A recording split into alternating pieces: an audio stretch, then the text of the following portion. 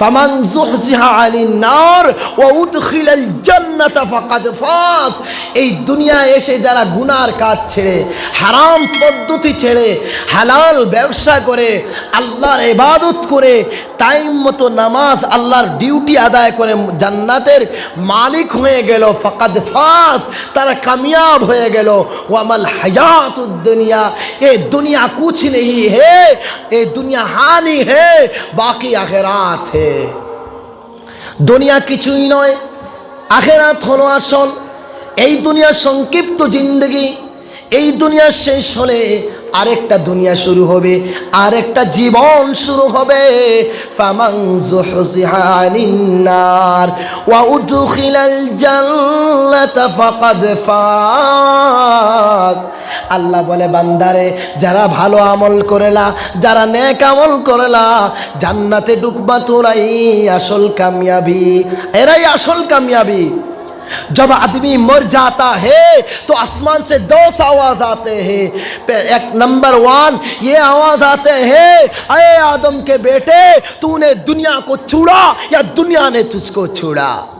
आवाज আসবে, হে আদম সন্তান, আজকে মারা গিয়েছো, তোমাকে দুনিয়া ছাড়লো না তুমি দুনিয়াকে ছাড়লা। আজ যেই দুনিয়ার জন্য রাত দিন পেরেশান করেছিলা, যেই গাড়ি বাড়ির জন্য এত কষ্ট করছিলা, আজ তোমার ঘর তোমাকে ছেড়ে দিল না তুমি তোমার ঘর ছেড়ে দিলা। বুঝতে পারছেন তো? বলুন, আমাদের আমলের দরকার আছে না নাই ভাই? 2 নম্বর আওয়াজ আসবে, আয়ে আদম কে বেটে তूने दुनिया को कमाया या दुनिया ने तुझको कमाया। তুমি দুনিয়া কামাই করেছো না দুনিয়া আজ তোমাকে কামাই করলো? কারণ তুমি তো দুনিয়ার পকেটে ঢুকে গেলা, দুনিয়ার ভিতরে ঢুকে গেলা, তুমি দুনিয়া খাইতে পারোনি, ভক্ষণ তোমাকে দুনিয়া করলো। যে দুনিয়ার জন্য আল্লাহর নাফরমানি করো না, যে দুনিয়ার জন্য মিথ্যা কথা বললা, কৃষ্ণপুর বাজারে বসে তুমি বলেছিলা করিমগঞ্জে আছি, হ্যাঁ, আজকে সেই দুনিয়া তোমাকে কি করলো? যখন আপনাকে গোসলখানায় নেওয়া হবে, চতুর্দিকে বেড়া দেওয়া হবে, ও প্রিয় ভাইয়েরা, এলাকার যুবক পায়ে ধরে বলে যাই, হয়তো জীবনে আর না দেখা হতে পারে, হয়তো জীবনে আর না দেখা হতে পারে। আজকে আগরতলাতে দাওয়াত এসেছিল, যাওয়ার কথা, কিন্তু মৌলানা একরাম হুসাইন সাহেব, তিনি আমার উস্তাদ, যদিও বয়সে সমান সমান দেখা যায়, আসরের পরে বোধহয় আলোচনা করছিলেন, যদিও ছোটো দেখা যায়, কিন্তু আমার উস্তাদ তিনার অনুরোধে এসেছি। তো ভাই, আর জীবন হয়তো দেখা নাও হতে পারে, এই জন্য বলছি ভালো করে মগজে ঢুকাও। আপনি আজকে গোসল করছেন ভাই, একদিন আপনাকে গোসল করানো হবে। আজকে আপনি কাপড় পরছেন, একদিন কাফনের কাপড় পরিধান করানো হবে।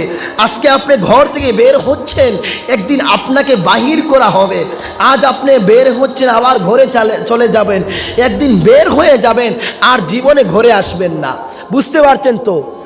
তো যখন আপনাকে চতুর্দিকে ভেড়া দেওয়া হবে গোসল করার জন্য, গোসল করানোর জন্য, তখন আপনার কাপড় চোপড় খুলে দেওয়া হবে। আসমান থেকে 3টে আওয়াজ আসবে। কয়টি আওয়াজ আসবে? 3টি আওয়াজ আসবে। আপনি ছাড়া কোনো ব্যক্তির শুনবে না, জিন ছাড়া, জিন আর ইনসান ছাড়া সবাই শুনতে পাবে। দুনিয়ার কোনো মানুষ আওয়াজ শুনবে না, শুধুমাত্র আপনার রুহের মধ্যে আওয়াজ পৌঁছানো হবে। ফিরিস্তারা বলবে, আয়ে আদম কে বেটে আব কমজোর হো গায়া, তেরা জোর কাহা গায়া।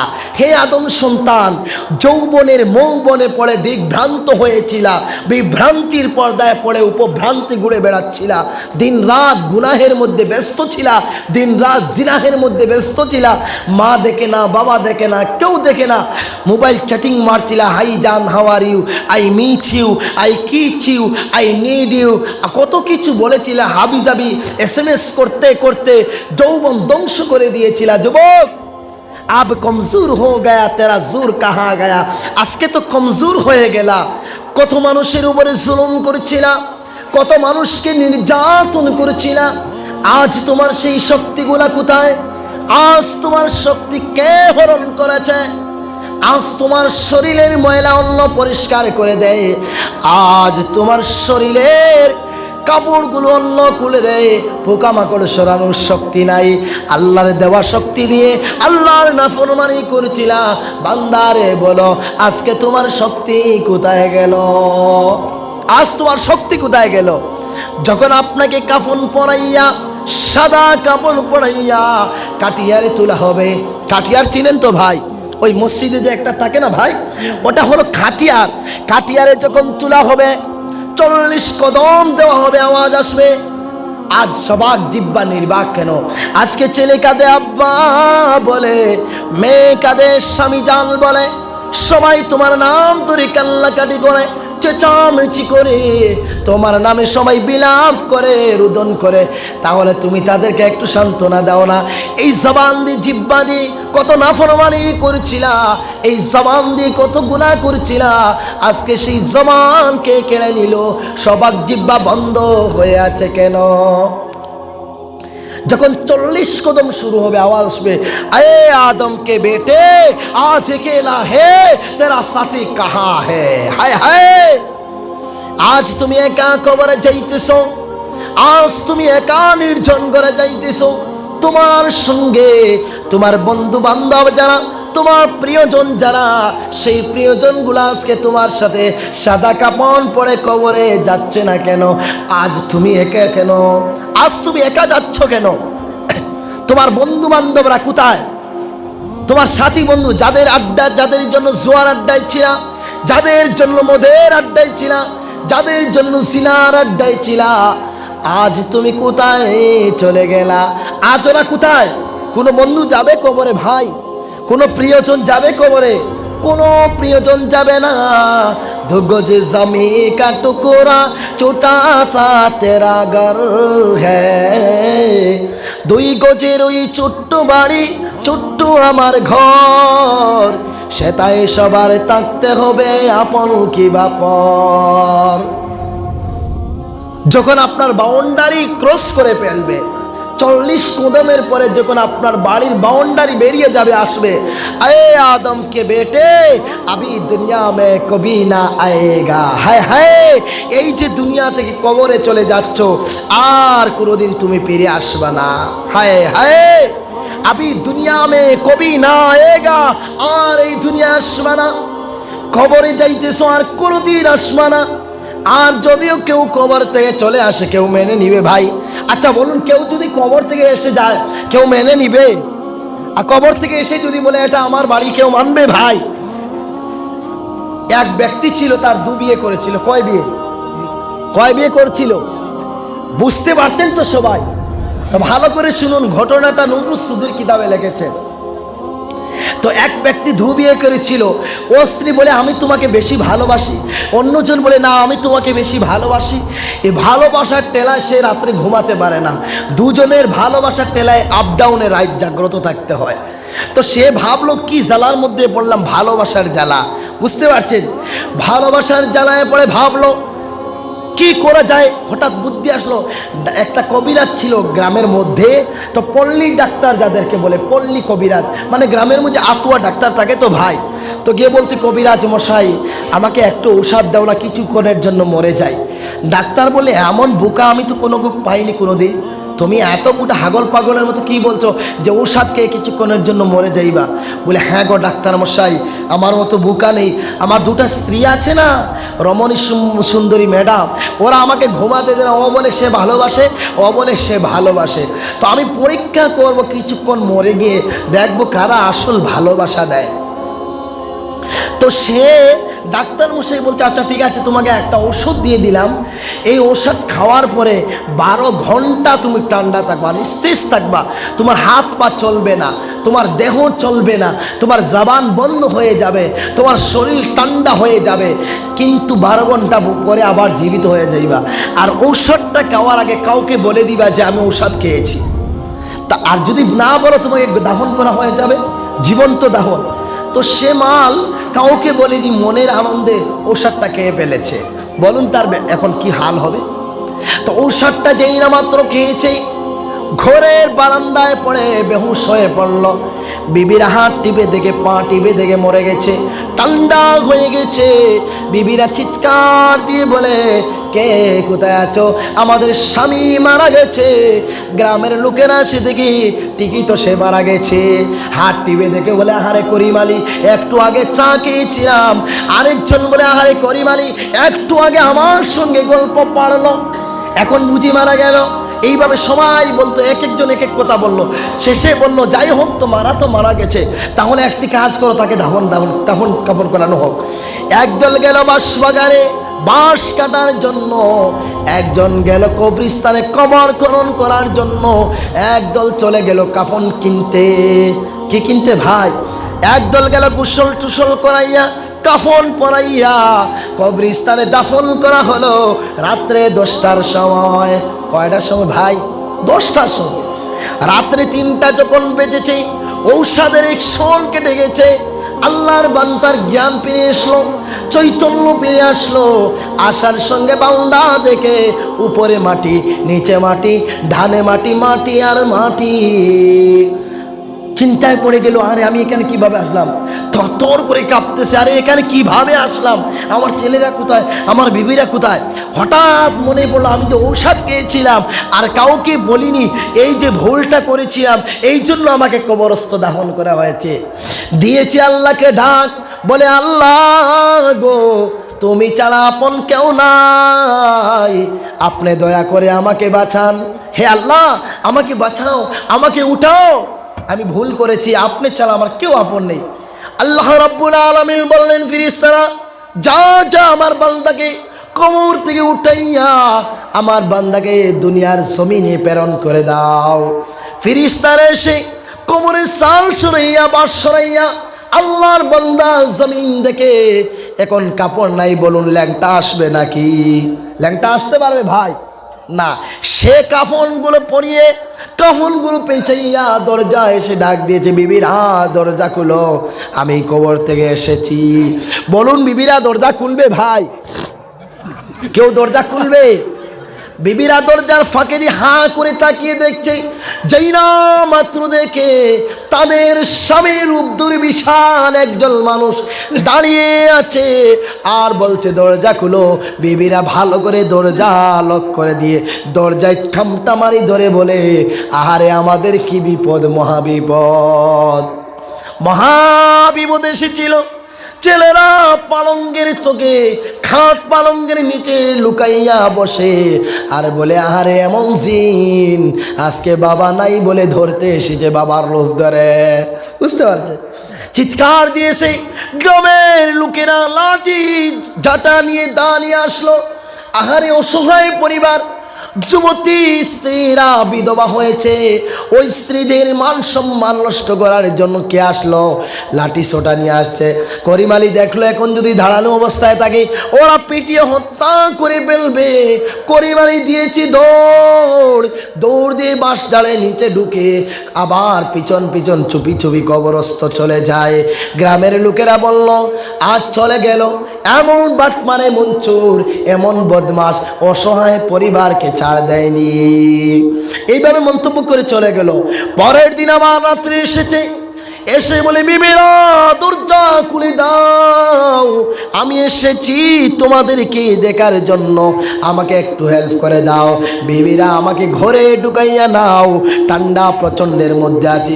বিবিরা চিৎকার দিয়ে বলতেছে, রে গ্রামের লোকেরা কে আছো, আমাদেরকে একটু সাহায্য করো না, কবর জিনটা আমাদের পিছু ছাড়ছে না। বুঝতে পারছে? সবাই দালাটি নিয়ে আসলো। করিম আলী দৌড় দিয়ে কোমরে কোনো মতে আত্মগোপন করে ভাবলো, আরে কি করা যায়, এখন কিভাবে বাঁচবো। গ্রামে মিটিং ডাকলো। এইভাবে এক সপ্তাহ চলে গেল। গ্রামের লোকেরা বলল, আরে কি করা যায়? সবাই বলল, পাহারা দাও গ্রামের মধ্যে, ওই চুরটা ধরে মারতে হবে। থানার অফিসার দারোগা বলে, ওসি স্যার বলে, তাকে একদম হত্যা করে দিবা, কারো উপরে মামলা হবে না। এমন চোর, এমন বাটপার, এমন খবিশকে জানে মেরে ফেললেও আমরা কোনো অ্যাকশন নেব না। 10 জন যুবক দাঁড়িয়েছে, বলছে জীবনের মধ্যে একটা কাজ করি, একটা মার্ডার করে দেখি, মানে একটা ব্যাটাগরি আর কি, বাহাদুরি। তো 10 জন দাঁড়িয়ে বললো, আজ রাতে আমরা পাহারা দিব। 10 জনকে বলা হলো এখানে একজন দাঁড়াও, ওই রাস্তার মোড়ে একজন দাঁড়াও, ওই রাস্তার মোড়ে একজন দাঁড়াও। দাঁড়িয়ে আছে অপেক্ষায়, অত পেতে বসে আছে, কখন জানি বাটমার আসবে, ধরবে, মারবে। হঠাৎ রাতের বেলায় দেখে কবর থেকে কে যেন উঠতেছে, কবর থেকে সাদা কাফন নিয়ে উঠতেছে।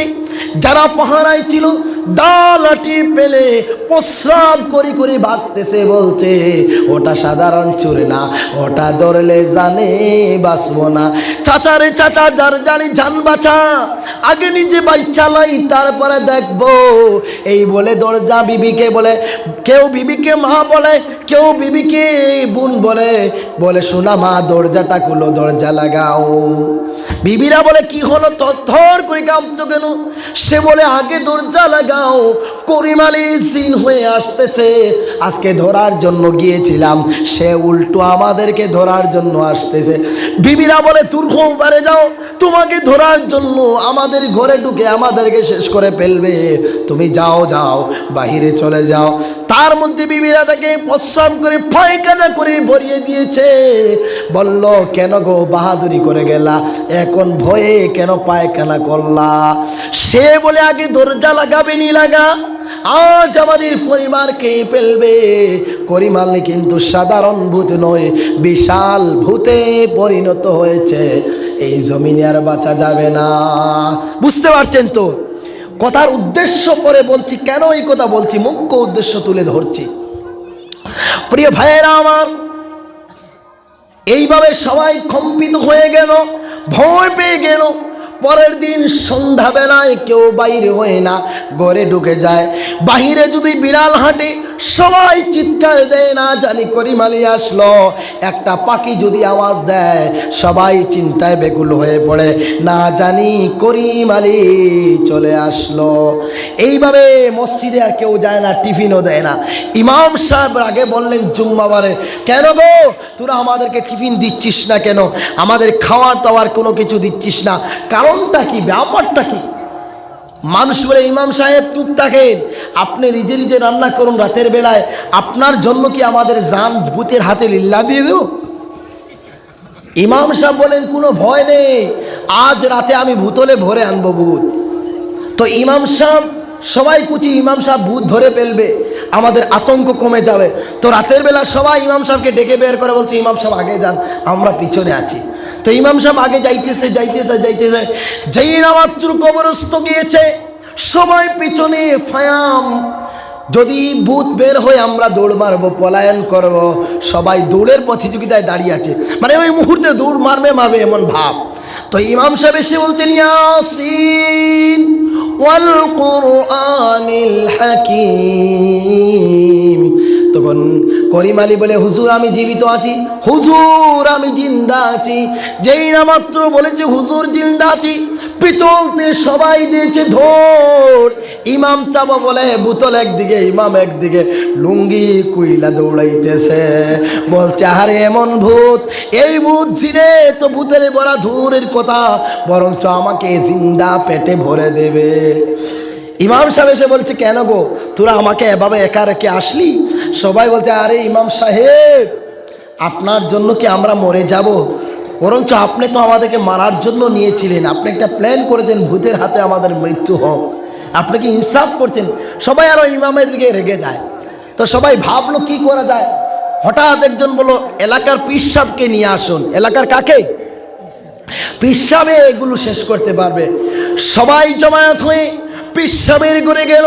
পীর সাহেব বললেন বইয়ের কারণ নেই, চিন্তার কারণ নেই, আমার হাজার হাজার জিন মুরিদ আছে, আমি ফু দিয়ে কত ভূত মারলাম, ফুক দিয়ে কত ভূত মারলাম, আর এটা তো সাধারণ আমি মেরে নিব।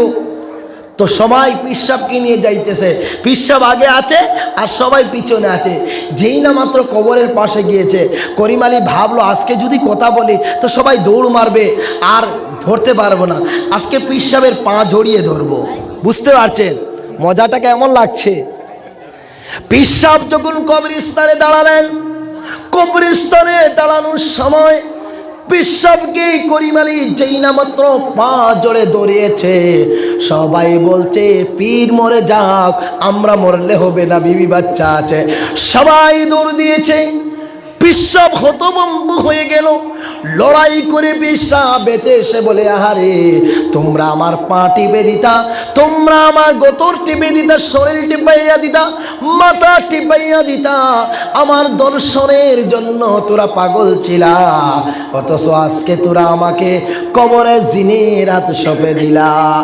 সবাই বলে, ভণ্ড কোথাকার, তোমার পা টিপেছি, সব করেছি ঠিকই, কিন্তু তুমি একজন ভণ্ড, সাধারণ ভূত মারতে পারলা না, বরং ভূতে তোমাকে ধরে মারতেছিল। সবাই বলল পলায়ন করে চলে যাই। করিম আলী আবার দেখলো আর বাঁচার উপায় নাই, কেউ তাকে মেনে নিবে না। রাতের বেলা এসে রাস্তার মধ্যে লিখে যায়, রে দুনিয়ার মানুষ, আমি সাধারণ ভূত না, আমি দুনিয়ার কোনো জিন না, আমি সত্যি করিম আলী ঔষধ খেয়েছিলাম, অভিনয় করেছিলাম, কে আপন দেখার জন্য, কে আসল ভালোবাসে, দুনিয়ার ভালোবাসা দেখার জন্য করেছিলাম। আমি ঔষধ খেয়ে মরেছিলাম, আমি এখন জীবিত, তোরা দয়া করে কবর থেকে উঠাইয়া নাও। বিবিরা কাগজের মধ্যে লিখে আবার কবরস্থানে রেখে আসে, স্বামী যান, যদিও জীবিত থাকো চলে যাও, তোমাকে আর আমরা স্বামী মেনে নেব না। রে স্বামী, তোমাকে যদি সামনে থেকে আমরা বেহুশ হয়ে যাব, আমাদের হার্ট ফেল হয়ে যাবে, আমাদের স্ট্রোকে বাড়ি মেরে সঙ্গে সঙ্গে মারা যাব, তোমার চেহারাখানা দেখলে আমাদের শরীরগুলো ধ্বংস হয়ে যাবে, আমাদের রুহগুলো বাইর হয়ে যাবে। রে স্বামী, তুমি যদি জীবিত থাকো তাহলে এই দেশ ছেড়ে পলায়ন করে অন্য দেশে চলে যাও, ভিন্ন দেশে চলে যাও। ছেলেরা বলে, হ্যাঁ বাবা, আপনাকে বাবা বলে স্বীকার করব না, আপনার মতো মানুষ আমাদের সামনে আসলে আমরা বেহুশ হয়ে যাব, বরঞ্চ বাবা আমাদের সেইবের জন্য আমাদের কয়টা দিন বাঁচবার দিন, কয়টা দিন টাকার দেন, আপনি অন্য দেশে চলে যান, আমাদের মাদেরকে তালাক দিয়ে আপনি দূর দেশে চলে যান। গরিব আলী দূর দেশে চলে গেল। এই কথা বলার উদ্দেশ্য, প্রিয় ভাইরা, আজকে তাকে ভাবো আপন, সে তো আপন নয়।